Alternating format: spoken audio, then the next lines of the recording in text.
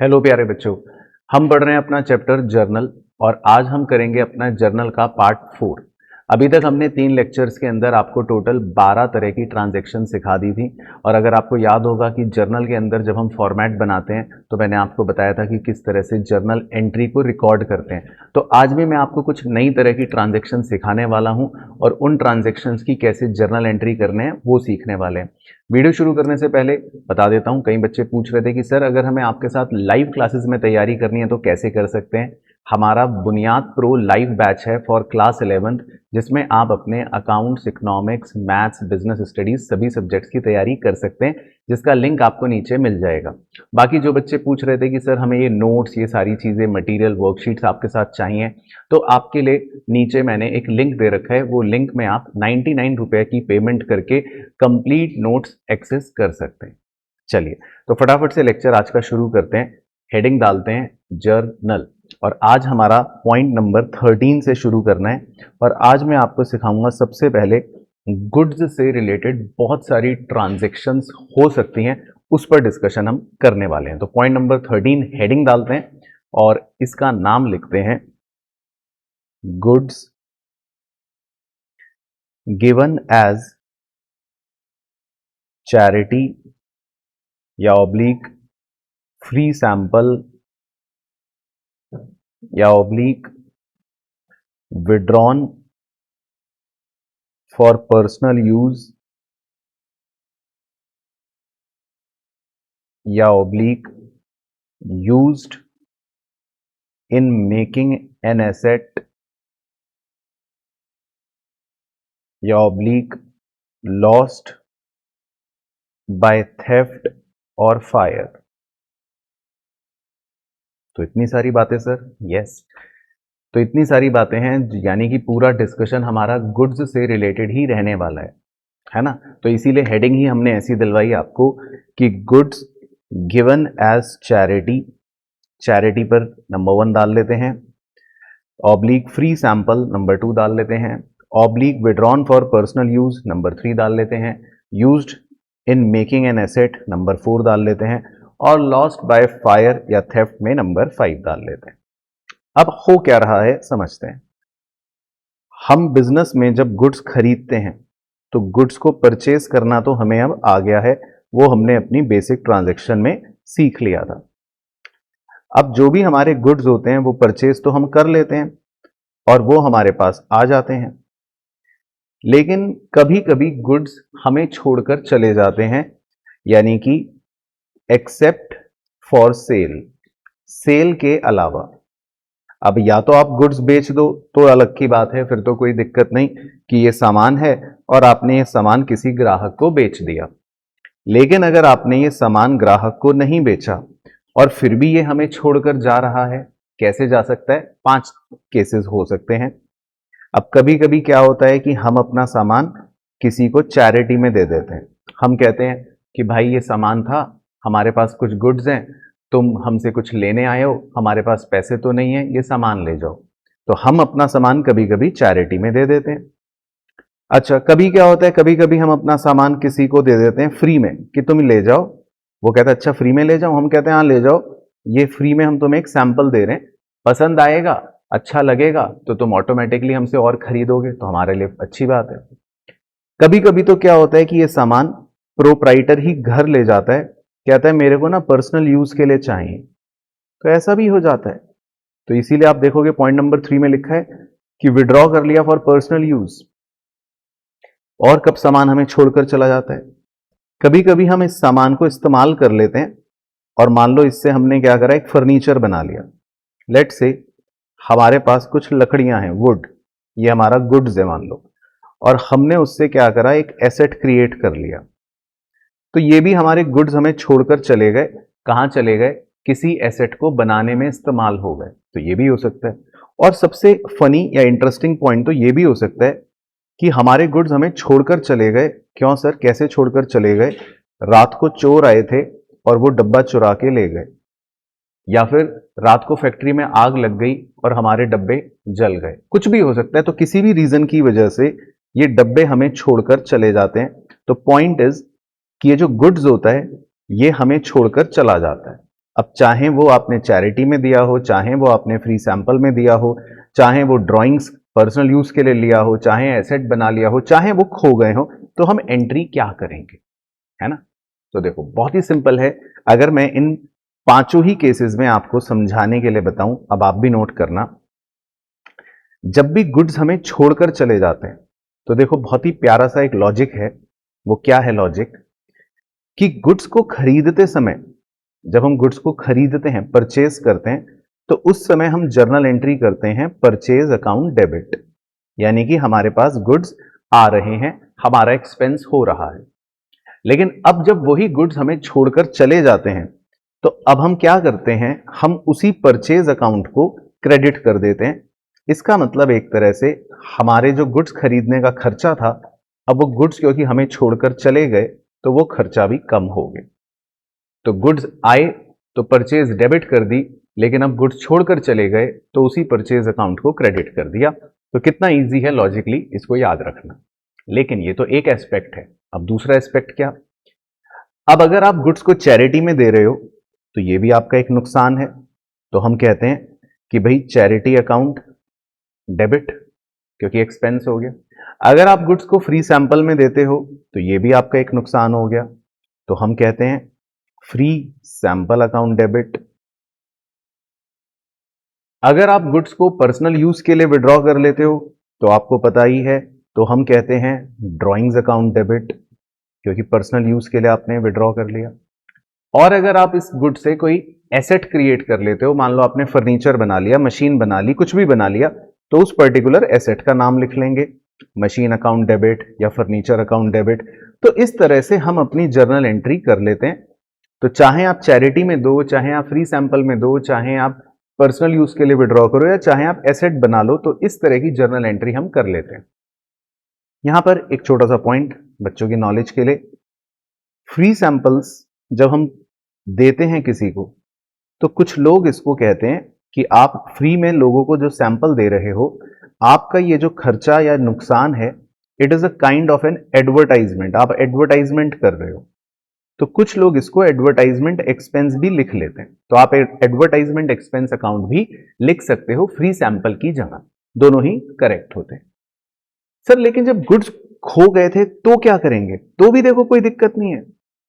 अगर हमारे गुड्स हमें छोड़कर चले गए और आग लगने की वजह से या चोरी होने की वजह से वो हमें छोड़कर चले गए, तो भी हमारी एंट्री देखो क्या है, कोई फर्क नहीं पड़ेगा। तो हम लॉस बाय थेफ्ट या लॉस बाय फायर अकाउंट को डेबिट कर देंगे और टू परचेज अकाउंट क्रेडिट कर देंगे। तो कितना इजी है याद करना, आप ये नोट कर सकते हो। तो इसमें हमारा देखो फर्स्ट पॉइंट भी कवर हो गया, सेकंड पॉइंट भी कवर हो गया, थर्ड पॉइंट भी कवर हो गया, फोर्थ पॉइंट भी कवर हो गया, और इनफैक्ट फिफ्थ पॉइंट भी कवर हो गया। तो हमारे गुड्स हमें अगर छोड़कर चले जाएंगे तो हम इन पांचों में से कोई भी एंट्री कर लेंगे। हालांकि इसमें पांचवें केस में थोड़ा सा एक्सटेंशन है, तो हम इसी को आगे कैरी कर लेते हैं कि जब गुड्स जल जाते हैं या चोरी हो जाते हैं तो कभी कभी कंपनी क्या करती है, कभी कभी कंपनी अपने सामान का इंश्योरेंस भी करवाती है। इंश्योरेंस का मतलब होता है कंपनी को पहले से ना डर होता है मन में, कंपनी को ये लगता है कि यार सामान अगर चोरी हो गया या जल गया तो एक काम करते हैं, हम पहले से इंश्योरेंस करवा के रख लेते हैं। तो जैसे ही सामान चोरी हुआ तो तुरंत ये इंश्योरेंस कंपनी में फोन घुमाते हैं, कहते हैं हमारा सामान तो चोरी हो गया। और इंश्योरेंस कंपनी सारा मुआयना वुआयना करके कहती है कि ठीक है, हम आपको 70% पैसा आपका वापस दे देंगे। इसको इंग्लिश में कहते हैं इंश्योरेंस कंपनी एक्सेप्टेड 70% क्लेम, ऐसा लिखा होता है। तो इसका मतलब एक एग्जांपल से अगर समझाऊं तो मान लेते हैं हमारे 10,000 रुपए के गुड्स थे जो जल गए। कितने रुपए के गुड्स जल गए, 10,000 रुपए के। देखो थोड़े से डब्बों में यहां पर आग लगा के दिखा देता हूं आपको। तो ये हमारे डब्बे जल गए और हमारा 10,000 रुपए का नुकसान हो गया। अब हमने तुरंत इंश्योरेंस कंपनी को फोन करा कि भाई कंपनी जी हमारे तो डब्बे जल गए हैं, लाओ हमको पैसे दे दो, क्लेम दे दो। तो इंश्योरेंस कंपनी कभी भी पूरे पैसे नहीं देती, वो थोड़े से तो अपने पैसे भी रखती है। लेकिन इंश्योरेंस कंपनी कहती है ठीक है जी, हम आपको 7,000 रुपए दे देंगे, 70% अमाउंट हम आपको दे देंगे। तो बस हमको अब ये पता होना चाहिए कि 70,000 का हम क्या रिकॉर्डिंग करेंगे। इसकी रिकॉर्डिंग बहुत इंपॉर्टेंट होती है कि इसको अब हम कैसे रिकॉर्ड करते हैं। Now it is very very important journal entry, आप इसको जरूर नोट कर लेना।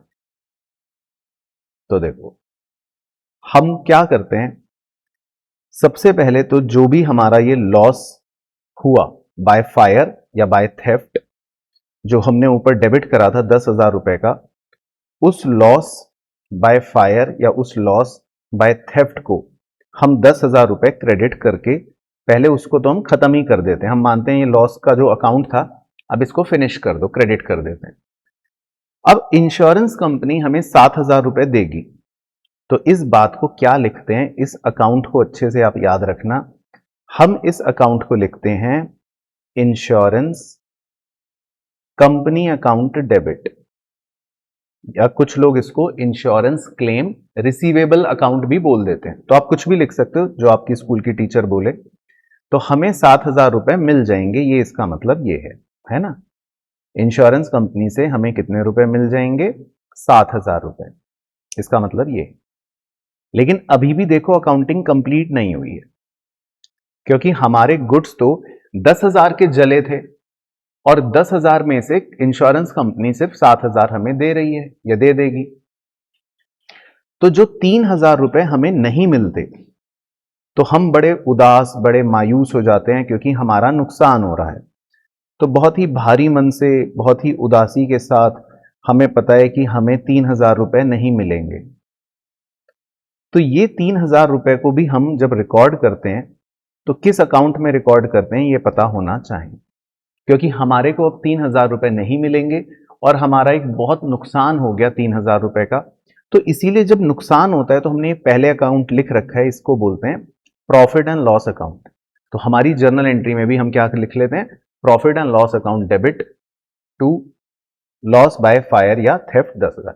तो एक कंप्लीट जर्नल एंट्री इस तरह से बनती है। इसको कंपाउंड एंट्री भी कहते हैं नॉलेज के लिए। कंपाउंड एंट्री का मतलब होता है जी जिसमें दो दो एस्पेक्ट डेबिट में लिखे हुए हैं और एक ही एस्पेक्ट क्रेडिट में लिखा हो। तो जब इस तरह के मल्टीपल एस्पेक्ट्स आ जाते हैं तो इनको कंपाउंड जर्नल एंट्री कहते हैं, है ना जी। तो ये बात आप जरूर नोट कर लेना। तो ये कंप्लीट डिस्कशन जो था ये गुड्स को लेकर था। बहुत ही इंपॉर्टेंट डिस्कशन होता है कि गुड्स को आप चैरिटी में दो या गुड्स को आप पर्सनल यूज में ले जाओ या फ्री सैंपल में दो या एसेट में यूज कर लो, और अगर खासकर वो जल गए या थेफ्ट चोरी हो गए तो फिर कैसे रिकॉर्ड करना है, और इंश्योरेंस क्लेम अगर मिलता है तो फिर कैसे रिकॉर्ड करना है। तो ये पूरा पॉइंट था हमारे गुड्स से रिलेटेड। अच्छा, इसके बाद सिखाता हूं आपको पॉइंट नंबर 14। ये भी एक यूनिक और बड़ा ही इंटरेस्टिंग पॉइंट है। इसमें मैं आपको एक बहुत ही पर्टिकुलर चीज के बारे में सिखाऊंगा। इसकी हेडिंग डालते हैं expenses related to asset. Expenses related to asset. तो इसमें दो छोटे छोटे एग्जांपल्स लेता हूं। जैसे मान लेते हैं एक एक्सपेंस लिखता हूं वेजेस पेड। मान लेते हैं हमने वेजेस पे करी। और एक और एग्जांपल ले लेता हूं, मान लेते हैं इंस्टॉलेशन एक्सपेंसेस पेड। ठीक है, 10,000। तो अगर मैं आपसे कहूंगा कि इसकी जर्नल एंट्री करो, लेट से ऐसा बोलूं, फॉर एग्जांपल मैंने बोला वेजेस पेड 5,000, तो आप इसकी जर्नल एंट्री कर दोगे वेजेस अकाउंट डेबिट, है ना, क्योंकि वेजेस एक एक्सपेंस होता है, और टू कैश अकाउंट, क्योंकि आपने 5,000 रुपए पे कर दिए, कैश कम हो गया। इसी प्रकार अगर मैं आपको बोलूं इंस्टॉलेशन एक्सपेंसेस अकाउंट या इंस्टॉलेशन एक्सपेंस पेड की जर्नल एंट्री बताओ, तो आप कह दोगे कि sir installation expense account debit, क्योंकि आप कोई मशीन इंस्टॉल करते हो, है ना, तो एक्सपेंस हो गया 10,000, और टू कैश अकाउंट, क्योंकि आपने कैश पे कर दिया। तो ये तो है एक तरह से आम जिंदगी कि आपका कोई एक्सपेंस हुआ और आपने उस एक्सपेंस को रिकॉर्ड कर लिया, तो वेजेस पेड है तो रिकॉर्ड कर लिया, इंस्टॉलेशन एक्सपेंस पेड हैं तो रिकॉर्ड कर लिया, कहीं कोई दिक्कत नहीं। लेकिन अब मैं इसी के आगे थोड़ी सी इंग्लिश ऐड करता हूं। अब मैं कहता हूं wages paid ₹5,000 for construction of building. ओ, तो हल्का सा एक ट्विस्ट मैंने ऐड कर लिया। पहले खाली लिखा था वेजेस पेड, लेकिन अभी मैंने बोल दिया wages paid for construction of building. Building का कंस्ट्रक्शन करने के लिए वेजेस पे हो रही है। अगर इसी तरह दूसरे में मैं बोलूं installation expenses paid on purchase of machine, machine को खरीदने के लिए इंस्टॉलेशन एक्सपेंस पे हो रहा है, तो मैंने हल्का सा ट्विस्ट ऐड कर दिया। और यही ट्विस्ट हमारे लिए इंपॉर्टेंट होता है कि कभी कभी हम एक्सपेंस पे करते हैं तो कोई बात नहीं, लेकिन कभी कभी जो हम एक्सपेंस पे करते हैं वो किसी पर्टिकुलर एसेट से रिलेट करने लगे। जैसे पहले वाले में वेजेस पेड, वो किसके लिए है? बिल्डिंग के लिए। दूसरे वाले में इंस्टॉलेशन एक्सपेंस पेड किसके लिए है? मशीन के लिए। तो हमारी जर्नल एंट्री में अब हम वेजेस अकाउंट को नहीं लिखेंगे, अब हम इंस्टॉलेशन एक्सपेंस अकाउंट को नहीं लिखेंगे। ये ट्विस्ट हमारे लिए इंपॉर्टेंट है, याद रखें। तो अब हम जब किसी भी पर्टिकुलर एसेट के लिए एक्सपेंस करते हैं तो फिर हमें उसी एक्सपेंस का नाम लिखना पड़ता है। तो फर्स्ट एंट्री अब चेंज होकर बन जाएगी building account debit to cash account. तो ये ट्विस्ट कितना इंपॉर्टेंट है, बच्चे गलती करते हैं। ऐसे ही सेकेंड वाली एंट्री बन जाएगी machine account debit to cash account. तो जब भी हम कोई एक्सपेंस करते हैं रिलेटेड टू एसेट तो फिर हम उसको एसेट को ही लिखते हैं। ये बात इसमें इंपॉर्टेंट है।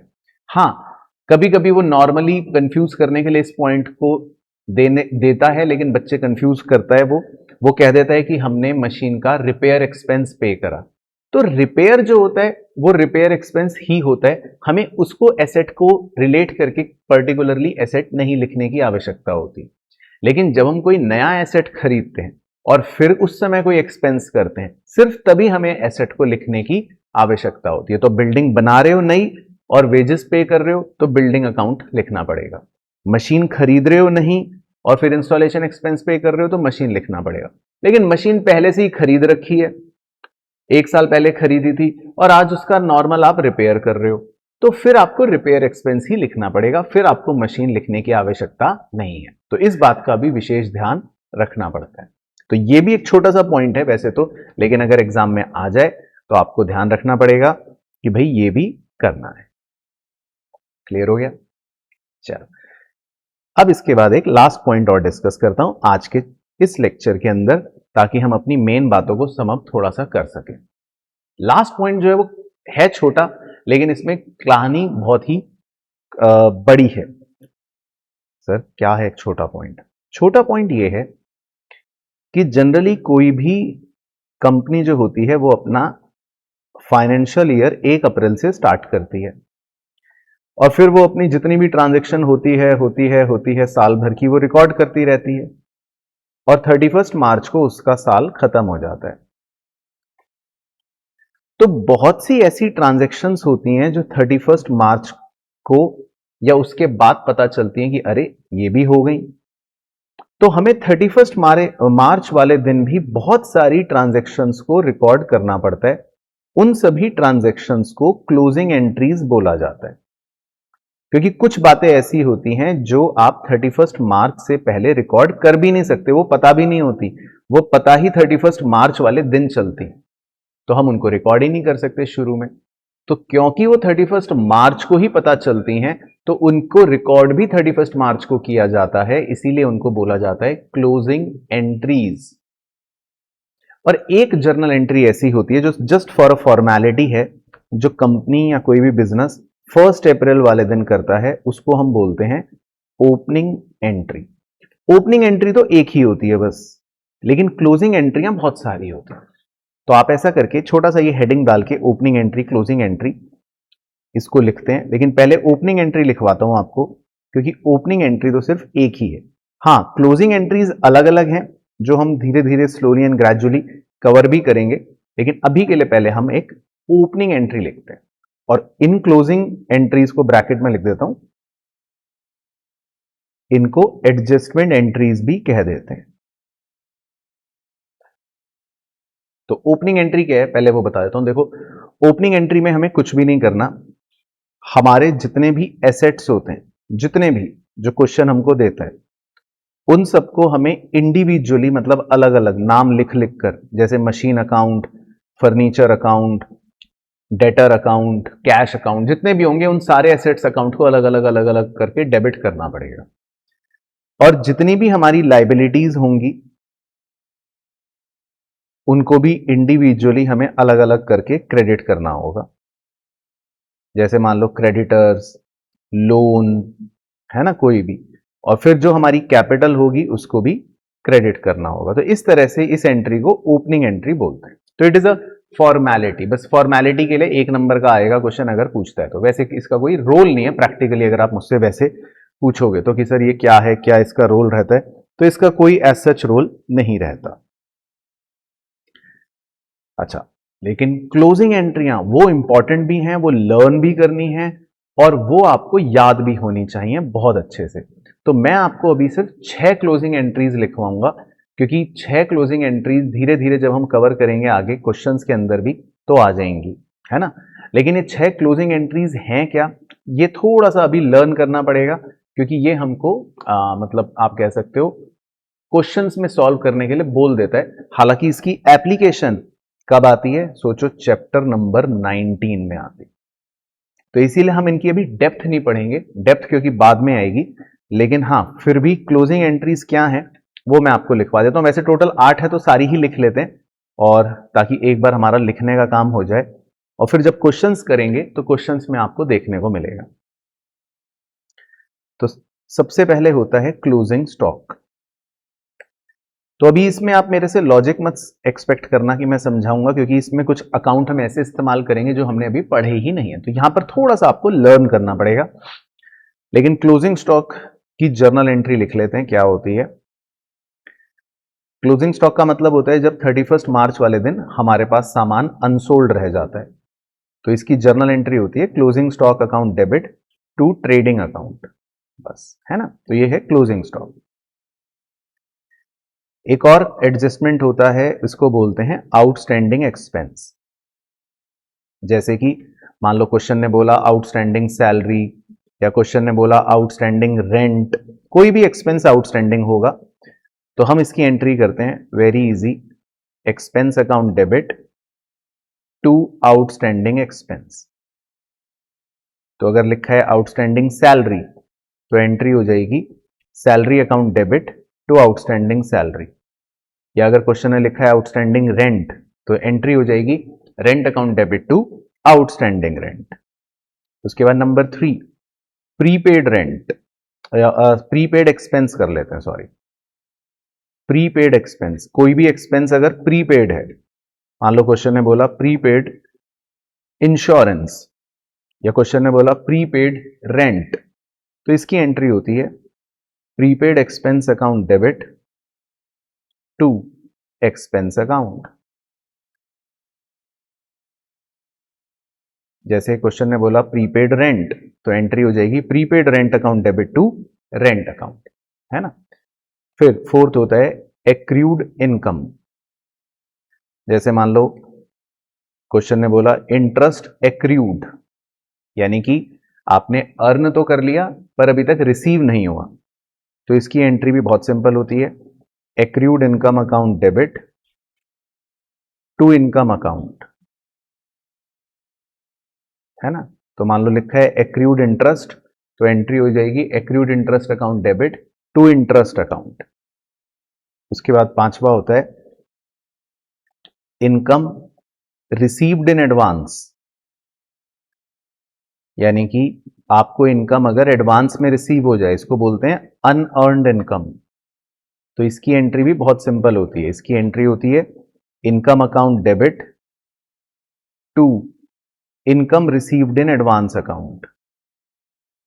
तो मान लो क्वेश्चन ने दिया है कमीशन रिसीव्ड इन एडवांस, तो आपकी एंट्री हो जाएगी commission account debit to commission received in advance account, तो कोई भी इनकम एडवांस में रिसीव हुई तो ये एंट्री हो जाती है। उसके बाद छठा होता है हमारा डेप्रीसिएशन या अमोर्टाइजेशन भी हो सकता है, सेम ही एंट्री होती है वैसे तो खैर, लेकिन डेप्रीसिएशन ज्यादा आता है। तो डेप्रीसिएशन की एंट्री होती है बहुत ही सिंपल, ये हमारा एक एक्सपेंस होता है, एसेट की वैल्यू में जब गिरावट हो जाती है ना उसको बोलते हैं। तो depreciation account debit to asset account, तो अगर लिखा है डेप्रीसिएशन ऑन मशीन तो आंसर हो जाएगा depreciation account debit to machine account, या क्वेश्चन ने बोला है डेप्रीसिएशन ऑन फर्नीचर तो आंसर हो जाएगा depreciation account debit to furniture account. तो जिस भी एसेट का नाम दिया होगा वो हो जाएगा बेसिकली, है ना। फिर उसके बाद दो छोटे छोटे पॉइंट्स होते हैं, तो इनफैक्ट 12th में भी आते हैं। नंबर 7 होता है इंटरेस्ट ऑन कैपिटल। कभी कभी क्या होता है, हम अपने प्रोप्राइटर को जो वो कैपिटल इन्वेस्ट करता है उसके बदले में उसको इंटरेस्ट भी देते हैं। हम कहते हैं तुमने जो कैपिटल इन्वेस्ट करी है हम तुम्हें उसके बदले में इंटरेस्ट पे करेंगे, तो इसकी एंट्री भी बहुत सिंपल होती है, interest on capital account debit to capital account. तो ये बस आपको नोट करनी है, मतलब इनके लॉजिक्स जो हैं वो आप कब समझते हो, आगे समझते हो, है ना। ये एडजस्टमेंट एंट्रीज होती हैं टोटल 8, है ना, या क्लोजिंग एंट्रीज होती हैं बेसिकली, तो ये भी एग्जाम में आ जाती हैं, तो जस्ट इसीलिए हम लिख रहे हैं। तो लास्ट होता है इंटरेस्ट ऑन ड्राइंग्स। तो ड्राइंग्स तो आपको पता ही है कि पर्सनल यूज के लिए वो पैसे विड्रॉ कर लेता है, तो अगर प्रोप्राइटर पर्सनल यूज के लिए पैसे विड्रॉ करता है तो हम उससे उसके बदले में कभी कभी इंटरेस्ट भी ले लेते हैं, तो इसको बोलते हैं इंटरेस्ट ऑन ड्राइंग्स। तो इसकी जर्नल एंट्री होती है कैपिटल अकाउंट डेबिट, क्योंकि ये कैपिटल कम कर देती है, टू इंटरेस्ट ऑन ड्राइंग्स। बस, तो कुल मिलाकर ये हमारी होती हैं 8 क्लोजिंग एंट्रीज, या आप इनको एडजस्टमेंट एंट्रीज भी बोल सकते हो। ओपनिंग एंट्री एक ही होती है बेसिकली, है ना, तो ओपनिंग में ज्यादा नहीं है, मतलब ओपनिंग में ज्यादा क्या, ओपनिंग में तो और कोई है ही नहीं, लेकिन क्लोजिंग एंट्रीज हमारी टोटल 8 होती हैं, ये ध्यान रखना है। अच्छा, तो अब मैं इसको क्लोज कर देता हूं बेसिकली। तो जितनी भी एंट्रीज या ट्रांजैक्शंस के कॉन्सेप्ट्स होते हैं वो कुल मिलाकर यही होते हैं। देखो, गुड्स खरीदना, गुड्स बेचना, एसेट खरीदना, एसेट्स बेचना, जो बेसिक थे हमने वो सीखे। फिर उसके बाद थोड़े से स्पेशल थे, बैड डेट रिकवर्ड और डिस्काउंट वगैरह वो सीखे, वो लिखे। और कुछ आज वाले थे बहुत ही इंपॉर्टेंट है एग्जाम के लिए। तो आज का आधे घंटे का जो ये कॉन्सेप्चुअल लेक्चर है, ये मतलब आपका ऐसा लेक्चर था आज का जिसमें सारी ऐसी पॉइंट्स हमने डिस्कस करें जो एग्जाम में 2 से 3 नंबर के तो पक्का शॉर्ट आएंगे ही आएंगे। अब जो नेक्स्ट लेक्चर रहेगा मेगा सेशंस, या जो भी हमारे क्वेश्चंस प्रैक्टिस वाले क्लासरूम लेक्चर्स रहेंगे, वो तो दोनों के दोनों, उन क्लासरूम सेशंस के अंदर मैं आपको कंप्लीट क्वेश्चंस करवाने वाला हूं, जिसमें ये सारे कॉन्सेप्ट्स आप अप्लाई होते हुए देखोगे, है ना। बट मेक श्योर आज का लेक्चर कंप्लीट करके कि आप अच्छे से कॉन्सेप्ट्स कंप्लीट कर लेना, रजिस्टर में नोट डाउन कर लेना सारी एंट्रियां, ताकि नेक्स्ट क्लास में जब भी हम क्वेश्चन वाली क्लास करेंगे तो आप देखोगे कि सेम एप्लीकेशन आपको लगाने को मिलेगी, राइट। चलो, तो आज बस इतना ही करना था प्यारे बच्चों, आज के लिए इतना ही। बाकी नेक्स्ट क्लास में करेंगे क्वेश्चंस, वो नेक्स्ट क्लास हमारी क्लासरूम लेक्चर रहेगा, तो उसमें आप हमारे फेस टू फेस स्टूडेंट्स के साथ साथ आप भी ऑनलाइन पढ़ाई करना, देखना कि कैसे क्वेश्चंस करवा रहे हैं, और फिर सारे क्वेश्चन आप भी अपने साथ साथ करते रहें, राइट। चलो, तो आज के लिए इतना ही, बाकी मुलाकात करता हूं फिर नेक्स्ट लेक्चर में।